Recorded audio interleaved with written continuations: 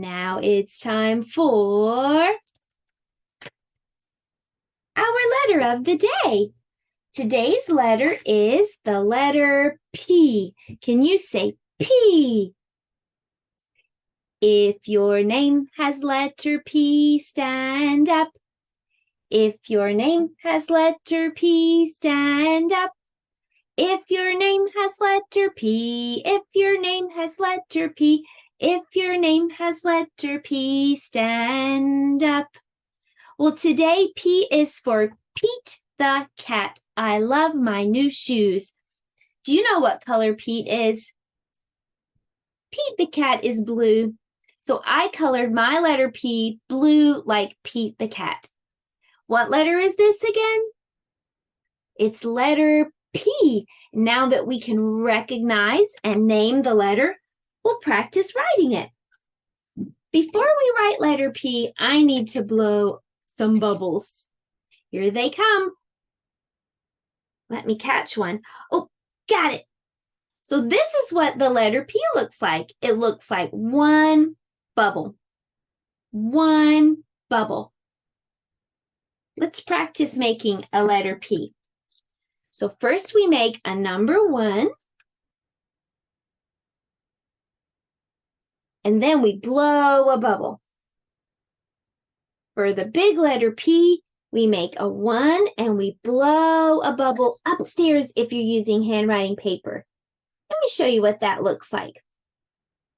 So first make a 1 and then blow a bubble upstairs.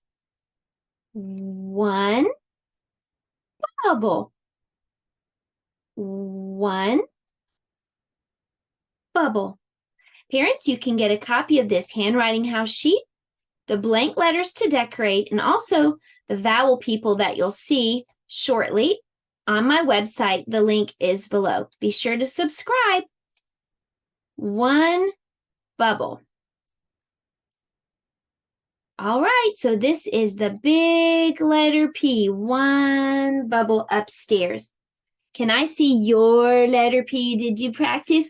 I want to cheer for you. Yes. Well, I want to next show you the little letter P. It looks the same. You're just going to make 1 bubble again. But this time, if you're using handwriting paper, the 1 is going to go all the way down into the basement, and the bubble is going to be downstairs. 1 bubble. So start downstairs, find the stairs, start right there on that line, go all the way down into the basement, and then blow a bubble downstairs. 1 bubble. Can I see your letter P? Don't forget, you can always skywrite if you don't have paper. Yay, very good. Nice job. I'm going to give you a sticker for handwriting time today. There it comes. Well, now we know what letter P looks like. We know how to write letter P, so it's time to talk about the sound that P makes. Letter P makes this sound. It's almost like a puff of air. You try.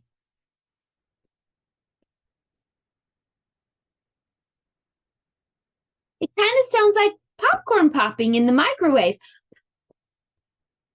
Can you bounce up and down just a little bit? That's the sound that letter P makes. You can use these vowel people puppets to blend letter P with the vowels. Let me show you how that works.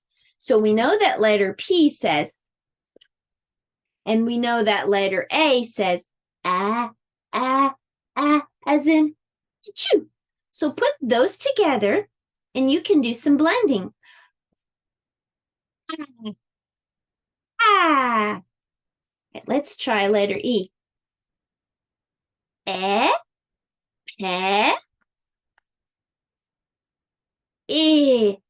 pe, pa, and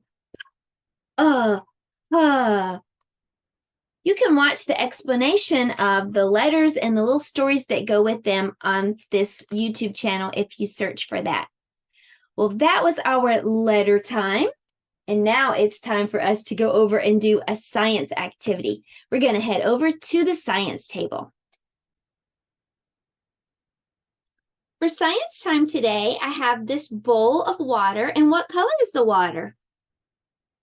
It's yellow. Good job. And I also have this glass. What color is the water in this glass? It's blue. Yellow and blue are primary colors along with red. When you combine these colors, you can make new colors. Let's see what happens when I combine blue with yellow. Look, I made a new color. What color is this? It's green. Yellow and blue make green. We call green a secondary color. Red, yellow, and blue are primary colors. When you mix primary colors, you get new colors, secondary colors. That was a fun science moment. Maybe you want to try that too. Now let's do something fun for art. For art today, we are making a shoe. So you can look online to get a copy of a template like this. There are many to choose from, or you could just draw your own. Glue it onto a piece of cardstock or just find an old box to make the shoe a little bit more sturdy. You can use some yarn or any kind of string.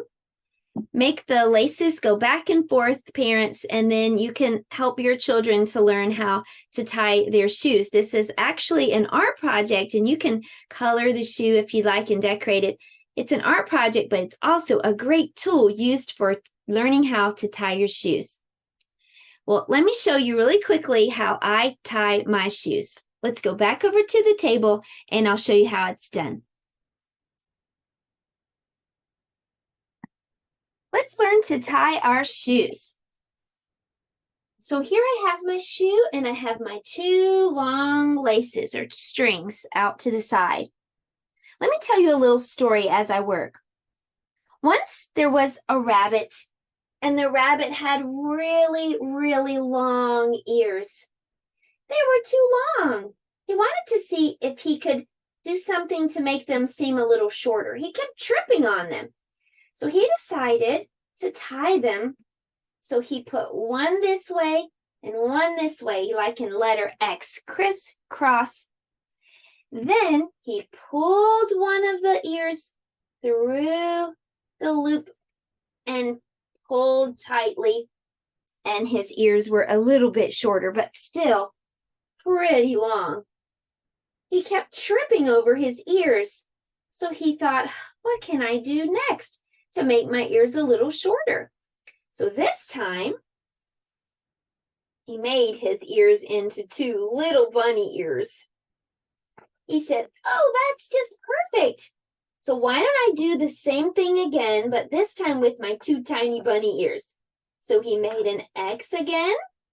He pulled one ear through the loop, pulled tightly, and ta-da! Now he had two perfectly sized little bunny ears, and he never tripped on his ears again. Keep practicing. You'll learn how to tie your shoes. Right now, it's time for us to read Pete the Cat, I Love My Shoes.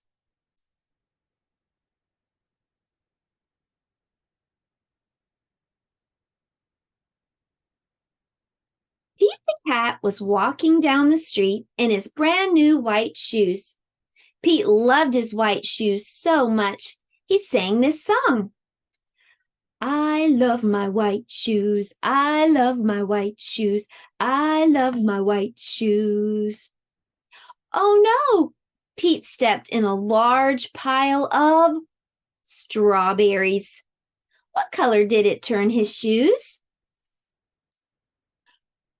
Red. Did Pete cry?